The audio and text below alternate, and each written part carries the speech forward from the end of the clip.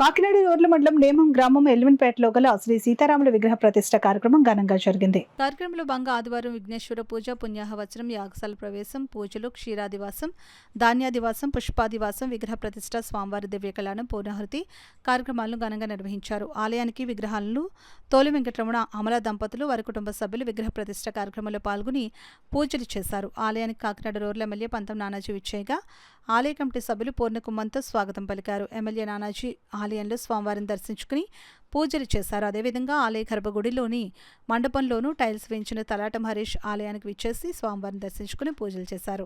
సందర్భంగా ఆలయ కమిటీ సభ్యులు తలాటం హరీష్ని ఎమ్మెల్యే పంతం నానాజీ సమక్షంలో కండువా వేసి సత్కరించారు. ఈ కార్యక్రమంలో ఎంపీపీ అనంతలక్ష్మి, కరెడ్ల గోవిందు, పుల్ల శ్రీరాములు, పోసన్ రాము, శివ, జీని శ్రేణు, మాదారపు తాతాజీ, గణేష్, గంగాధర్ పాల్గొన్నారు.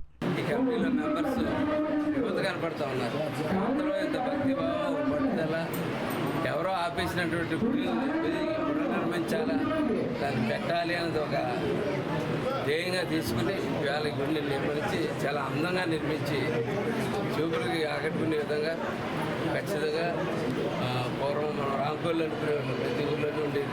అవి రాను అవి తరలిపోతున్న టైంలో కొత్త కాన్సెప్ట్ మళ్ళీ అదే టైంలో వాళ్ళకి రాంకోళ్ళు నిర్మించడం అన్నది ఈ యువతకి అందరికీ కూడా ఇది ఆదర్శంగా తీసుకుని ప్రతి చోట కొన్ని చోట్ల అవసరమైనప్పుడు తప్పకుండా మాకు సహకారం ఉంటుంది. కానీ ఈ ఊళ్ళో ఎవరు సహకారం తీసుకోలేదు. వీళ్ళందరూ సొంత డబ్బుతో వీళ్ళందరూ డబ్బుతో నిర్మించి చేసినందుకు వీళ్ళందరినీ అభినందిస్తూ